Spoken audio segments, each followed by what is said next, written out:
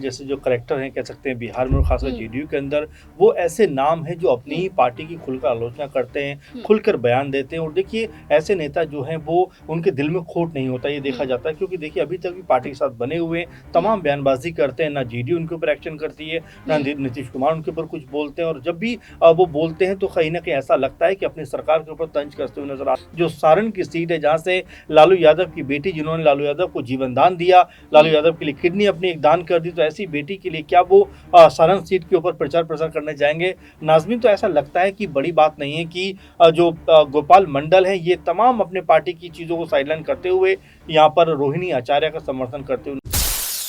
नमस्कार, मैं नाज़मीन खान और आप देख रहे हैं SPN 9 न्यूज। जब से लोकसभा चुनाव की शुरुआत हुई है तब से ही बिहार में एक विधायक हैं जो अपने विवादित बयानों के चलते सुर्खियों में रहते हैं।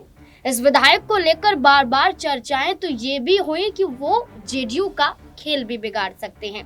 नीतीश कुमार के कई और विधायकों को ले जाकर आरजेडी में भी पहुंच सकते हैं। जिस विधायक की चर्चा हो रही है वो अपनी ही पार्टी के प्रत्याशियों के खिलाफ लगातार खड़े होते हुए भी दिखाई दिए हैं। बात की जा रही है गोपाल मंडल की। वो गोपाल मंडल जो 2016 से लेकर अब तक कई बड़े कारनामों के चलते सुर्खियों में रहे हैं।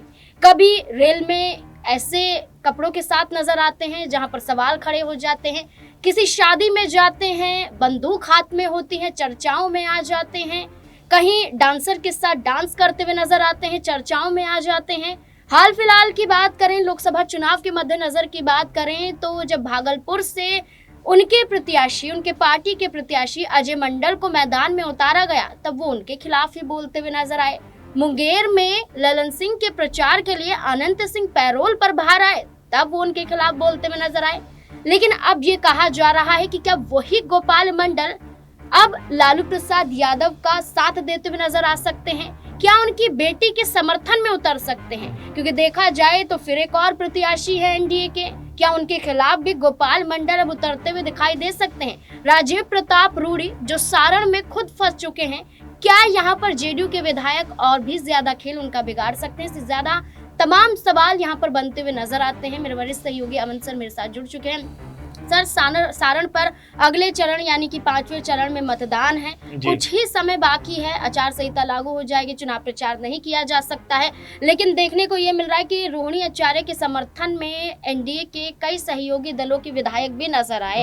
हमने यहाँ पर देखा कि हिंदुस्तानी अवाम मोर्चा के कई विधायक देखे गए जो रोहिणी आचार्य की रैली में शामिल होते हुए भी दिखाई दिए। अब चर्चाएं चल रही है कि क्या गोपाल मंडल जो अपनी ही पार्टी के प्रत्याशियों के खिलाफ बोलते हुए नजर आ रहे थे, क्या वो समर्थन यहाँ पर सारण में देते हुए नजर आ सकते हैं लालू प्रसाद यादव की बेटी का? देखिए नाज़मीन, बिल्कुल। और गोपाल मंडल जैसे जो करेक्टर हैं कह सकते हैं बिहार में और खासकर जेडीयू के अंदर, वो ऐसे नाम हैं जो अपनी ही पार्टी की खुलकर आलोचना करते हैं, खुलकर बयान देते हैं। और देखिए ऐसे नेता जो हैं वो उनके दिल में खोट नहीं होता, ये देखा जाता है। क्योंकि देखिए अभी तक भी पार्टी के साथ बने हुए तमाम बयानबाजी करते हैं, ना जेडीयू उनके ऊपर एक्शन करती है, ना नीतीश कुमार उनके ऊपर कुछ बोलते हैं। और जब भी वो बोलते हैं तो कहीं ना कहीं ऐसा लगता है कि अपनी सरकार के ऊपर तंज कसते हुए नजर आते हैं। आपको याद होगा कि जब लोकसभा चुनाव से पहले जब टिकट की बात हो रही है तो कहते थे टिकट मेरी जेब में रखा हुआ है, कोई भी इसको ले नहीं सकता। लेकिन जब टिकट अनाउंस हो जाता है तो गुस्सा करते हैं कि मुझे टिकट दिया जाना चाहिए था। लेकिन देखिए उसके बावजूद भी पार्टी के साथ बने रहते हैं। वहीं जब अनंत सिंह को इस तरह से बाहर लाया जाता है,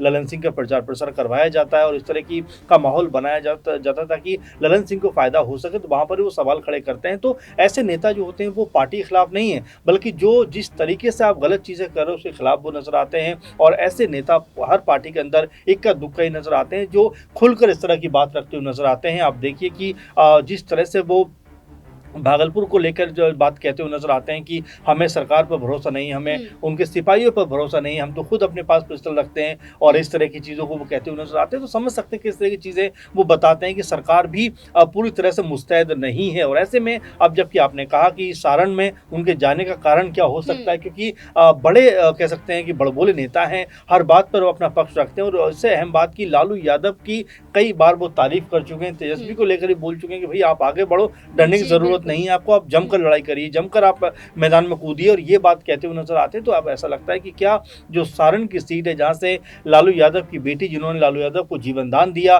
लालू यादव के लिए किडनी अपनी एक दान कर दी, तो ऐसी बेटी के लिए क्या वो सारण सीट के ऊपर प्रचार प्रसार करने जाएंगे नाज़मीन? तो ऐसा लगता है कि बड़ी बात नहीं है कि जो गोपाल मंडल है, ये तमाम अपने पार्टी की चीज़ों को साइडलाइन करते हुए यहाँ पर रोहिणी आचार्य का समर्थन करते हुए नजर आ जाए, क्योंकि उनकी जो जिस तरह की अब तक शैली रही है राजनीति करने की, वो ऐसी रही है कि अगर कहीं भी उनको खोट नजर आएगा, वो चाहे अपनी ही पार्टी क्यों ना हो, वो उसके ऊपर बोलते हुए जरूर नजर आएंगे। और जहाँ जहाँ कहीं भी उनको लगेगा कि कहीं कोई अच्छी चीज़ घट रही है, कहीं कोई अच्छी चीज़ होने वाली है, या उस चीज़ का समर्थन किया जाना चाहिए, तो उसके पक्ष में भी खुलकर बात रखते हैं। और यहाँ पर यही लग रहा है कि हो सकता है कि गोपाल मंडल जो है वो सारण सीट पर जाकर, या यूं ही कह सकते हैं मीडिया के जरिए वो रोहिणी आचार्य का समर्थन करते हुए नजर आ जाए। क्योंकि आप देखिए कि पप्पू यादव भी कुछ ऐसा लग रहा है कि सारण में जाकर कहीं ना कहीं जो रोहिणी आचार्य है उनका समर्थन कर सकते हैं। क्योंकि देखिए आखिर वो लालू परिवार को अपना परिवार कहते रहे, और कहते रहे कि भाई मैं भी उसी परिवार का हिस्सा हूँ। तो यहाँ पर अगर रोहिणी आचार्य चुनाव लड़ रहे हैं, तो हो सकता है कि पप्पू यादव भी